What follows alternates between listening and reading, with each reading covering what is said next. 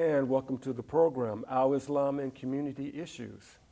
My name is Naeem Sharif, and today we have a special guest, Lama how you pronounce it? Rangdro. Randro. Thank you. Thank you very much. We have, our topic is Buddhism for Black Americans, a conversation with Lama Rangdro. Randro. Thank you very much. Appreciate it. Yes, indeed.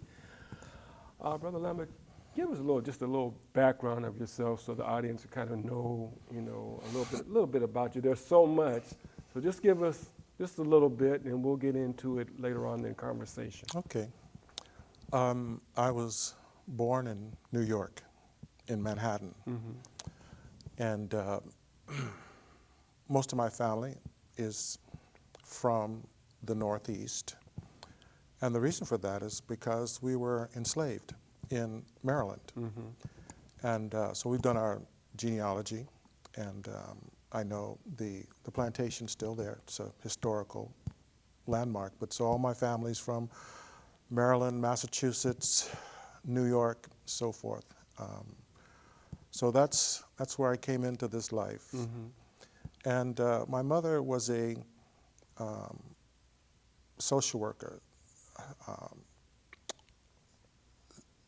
What do you call it? A psychiatric social worker. Okay. And she got her degree back in the 50s from Boston University, which is Dr. King's alma mater. Okay.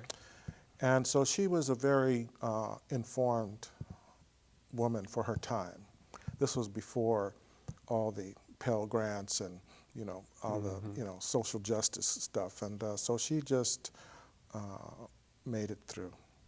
And she was a social worker in Harlem.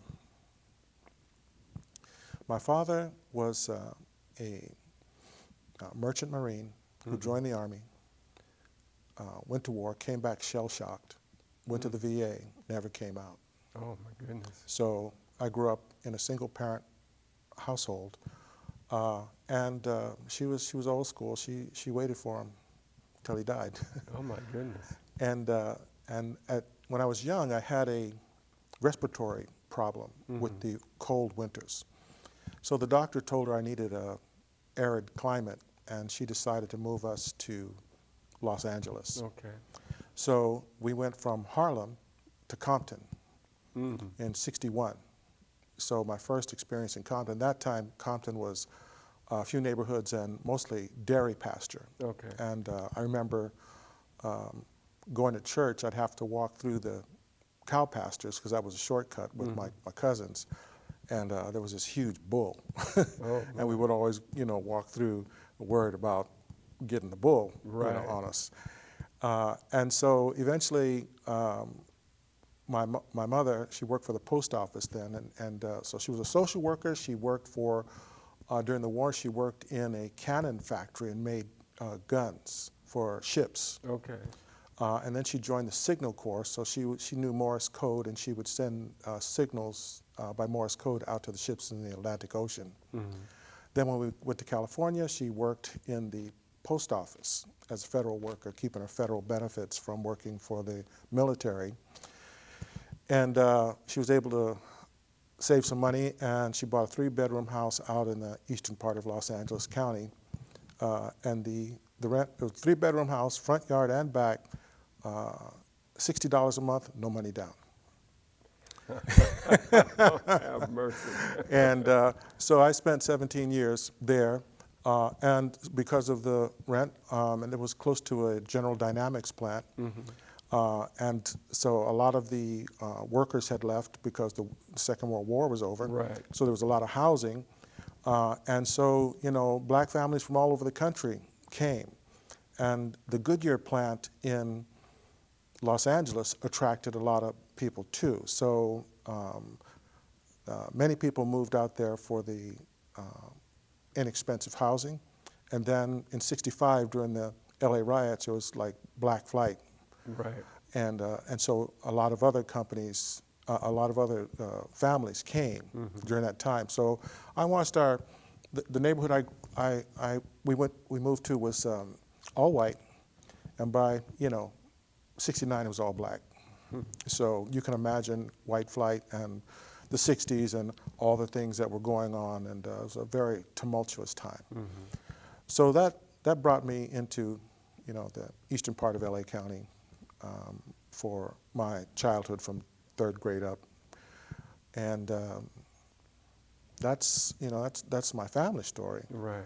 I have an ancestor who escaped from slavery, and he hid out with the Quakers, and they taught him how to read and write. And then he hid out at Yale University for 4 years in the divinity department, and they wouldn't allow him to go to class because he was black. So he stood outside the window and sat in the hallways and matriculated 4 years. But they couldn't give him a degree because he was black. But they ordained him as a minister, and he went out preaching. And he actually married Frederick Douglass to his first wife. Okay. And he raised money as a pastor for the Amistad group, and did the benediction on the eve before their return to Africa. He traveled to Europe, and he was the first African American to get an honorary PhD from the University of Heidelberg in Germany. And so he was a anti-slavery abolitionist, and he was very much a part of liberating African Americans from physical bondage. Okay. So in my time, I've been involved in, excavating what it means to liberate our community from the mental bondage, how to leave the plantation of the mind as a final phase of overcoming what has occurred. So my family history is that. And how did I become a Lama? People always ask me, how did you become a Buddhist? Right. And so I went to college. I was a talented musician, so I got a degree in music. And I had to work my way through. So I got a license as a psychiatric technician in California, and I worked doing social work and human services work and case management and all those kinds of things, and earned my way through my music degree. Then I went to graduate school in Sacramento in theater production. And I worked at all the major hospitals in the psychiatric departments, UCLA, USC, many different places. And I also worked in the entertainment industry for Radio City Music Hall Productions, West Coast. Okay. So you've seen my work if you saw Michael Jackson's halftime show at the Super Bowl, if you saw the closing ceremonies of the Olympics with Lionel Richie and all the breakdancers, right. Whitney Houston closing ceremony for the World Cup soccer, and so forth. And so, I did a lot of community shows and a lot of stuff, but at some point I kind of, because I was in LA, I broke into the large scale entertainment events for taped live shows for major sports events. Okay. And somewhere along the way, I started looking at my life, how stressed I was. It was a very stressful life. Yeah. And I've been working in the psychology area, social work, and I realized I was helping a lot of people, but something was wrong with me. I wasn't happy.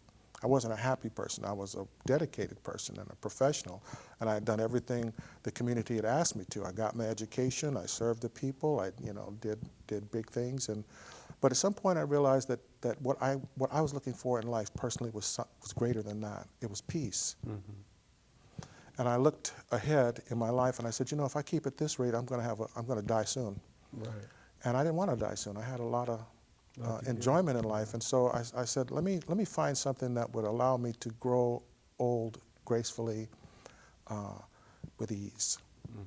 And that sent me on a quest, and I began meditating, and eventually I found Tibetan Buddhism, and I went into forest retreat for 2 years, living in the forest, and kind of shed my the American experience I had been through, became a deep meditator. And then while I was in retreat, I met the abbot to the Dalai Lama's personal monastery, and he took me on as a personal student for another 7 years. So with him, then I really got exposed to the deep teachings of Buddhism. And this was in America. He lived in America. Many of the great lamas of that period lived in America because we have the medical science here for long life and food and so on. And then they would go back and forth and be the abbot of the monasteries, but they wouldn't live there. And so, so that's, a few years in psych training, a 20-year career in that business, entertainment field, BA in music, graduate study in theater production, 2 years in forest retreat, and 7 years with the Dalai Lama's abbot. Well, let me ask you, what is, the basic question, what is Buddhism? Fundamentally, Buddhism is a faith tradition that focuses on the internal battle that human beings have with their own ego. The fight against discontentment of the mind, the struggle against one's own avarice, the disliking, period. And so the teachings of compassion, the teachings of love, the teachings of altruism, the teachings of joy, all of these things are the basic ground that a human being must navigate internally in order to face the formidable power of the ego to throw you off track. Okay. And they say, when the ego's in charge, you're subject at any moment to be thrown through the air like a stick. It just takes control. And if you look at social work, you see many people, families destroyed, careers destroyed, many people in prison. All, I won't say all, but many will tell you they can't even believe what they said, but they were angry. They can't believe what they did, but they got mad. And so this problematic of being thrown out of control despite what you think is right, the exit of your civility, both externally and as well as internally, because sometimes people can be out of control and have such violent, self-deprecating ideas that they will kill themselves. So this ego is both external and internally manifest. In the psych business, they say that homicide and suicide are the same feeling. It just depends on direction. And so we call it homicidal suicidal. So it's interesting because America is probably one of the most life-comforted countries in the world. Right. We live almost like gods compared to other people. We want food, we go to the store. I've had people come from abroad for the first time and from poor countries, and I take them to the local grocery store, they almost pass out. They can't believe it. Yeah, everything's right there. Right there. And, problem, you call the police, here they come. You get sick, call 911, here comes the emergency. So we live like, and yet we are one of the greatest suffering countries in the world too. Our incidence of suicide, our incidence of gun violence, our incidence of domestic violence is astronomical, comparatively speaking. And so from the Buddhist point of view, this all has to do with this discontent. Discontent. Well, it's interesting because we were talking when we were coming over. In Islam, there's a term called jihad, and then people just think that's something where you go out and fight other people who don't believe like you. But really, as Prophet Muhammad, peace be upon him, said, the greatest jihad is your struggle within. That's the forces that is your greatest struggle. So, it's interesting that how you say that. There's so much that we need to get into. We need to get into, how Buddhism is in this country, who is pushing it and who is being pushed out or not, being put at the same particular level. There's things about meditation. There's a lot of pictures that we need to show. Where would you like to go from here in this particular, where you want to move to? I think I want to just touch on the issue of relevance. Okay. Excuse me, a little bit deeper, because this is always an issue. People want to know, why is Buddhism relevant to African Americans? Mm-hmm.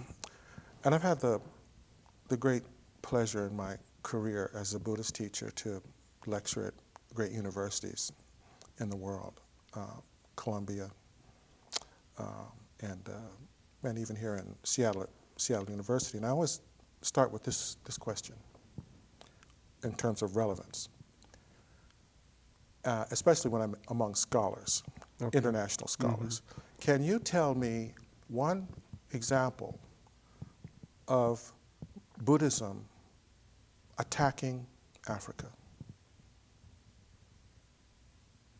And it's all you hear is crickets. Huh? Crickets. And I mean, with formidable scholars from all over the world. Mm-hmm. Not a sound. Mm-hmm. That's the relevance.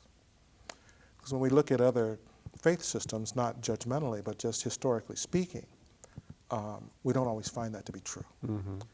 And conversely, do you know of any African peoples who started a war with the Buddhist world? Mm-hmm. And so the Buddhist idea for African America is, for me, I should say, is when I rest in Buddhism, I can have peace about that. Mm-hmm. I was born into a religion that was used to justify the enslavement of my family. But I solemnly assure you, I will not die in one. Mm-hmm. And so that's just my personal view. But it's something that I present to the African American world in terms of, how are we setting ourselves? Where is our identity?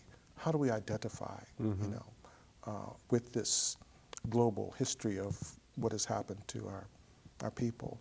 And I suggest, to my African American students, who would you be if you grew up in your tribe in Africa? Mm-hmm. Never disturbed. Plenty of food, plenty of family, plenty of love. Who would you be? Because you know what? That's who you are. The rest is what has happened to you and your response to it. And so as meditators, it's important to find, in meditation, it's important to find the stable space, a space that does not slip and slide based on various revelations of information. Mm-hmm. And so finding that place, Buddhism is not the answer for everybody. It may not be for anybody. Mm-hmm. But it is important to find a stable place in your mind to rest how you contemplate your life, how you contemplate your identity, because trouble comes. And when it comes sometimes viciously. And it is the attack of suddenly arising unwanted circumstances that stimulates the feeling of discontent. Mm-hmm. And discontent is the feeling that underlies avarice. And avarice turns into many things: anger, despair, rejection, violence, and so forth. And so, how to position your humanity in your faith in a stable place is really the sharing of the Buddhist idea. It's not about Buddhism, it's about encouraging people to be stable. Mm-hmm. And the Buddhism teaches this. Buddhism as a faith system, as a religion, is not important.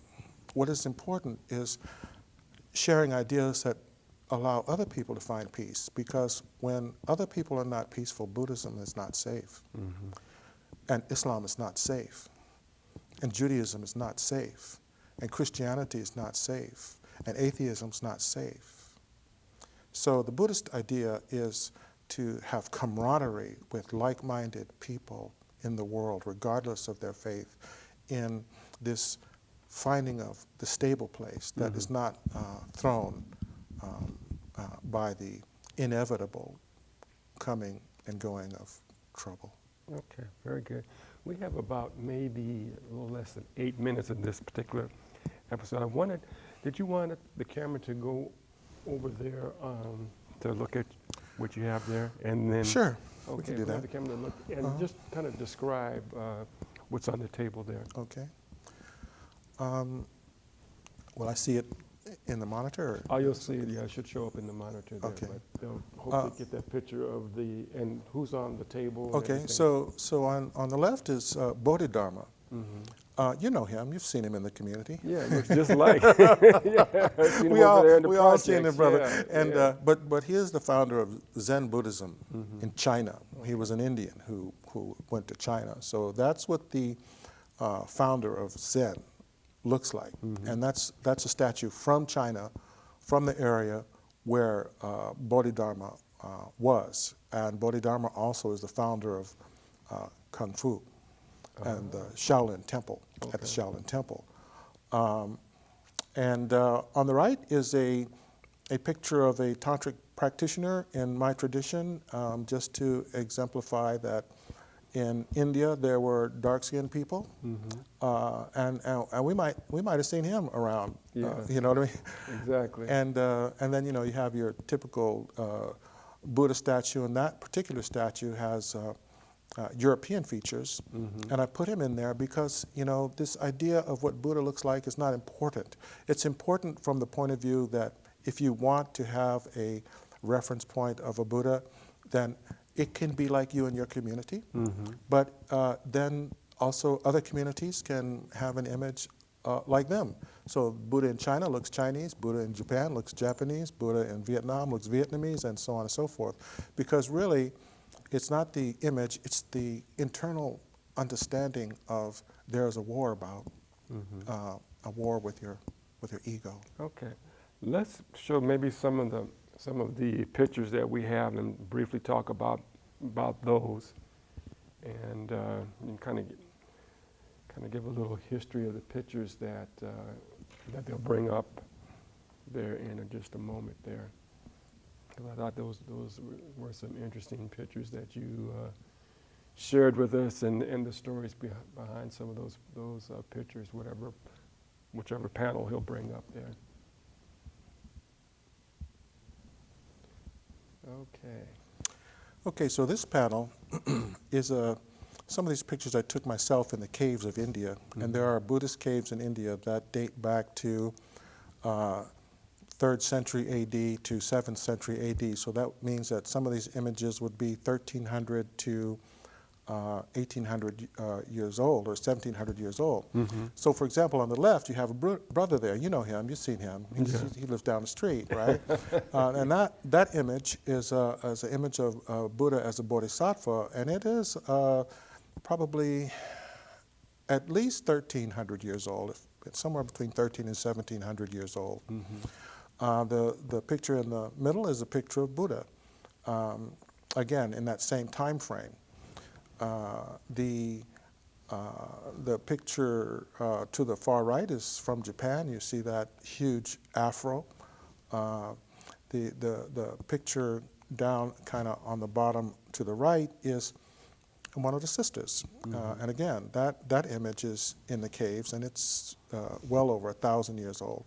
And you know her. She's you've seen her on your Facebook. Yeah, so it's on our Facebook page. Right? Yes, definitely. And then there's another brother there who is a tantric practitioner. And my point is this: that when an African American comes to Buddhism, they come as inheritors of that tradition. This is our history. We have always been here.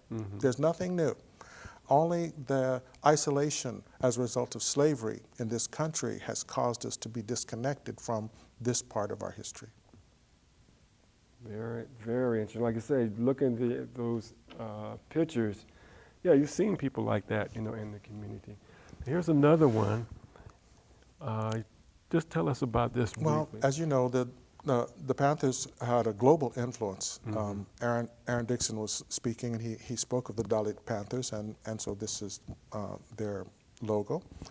And they are still there, and their children have become involved in social movements abroad, and some of them are, I call colleagues and students and friends.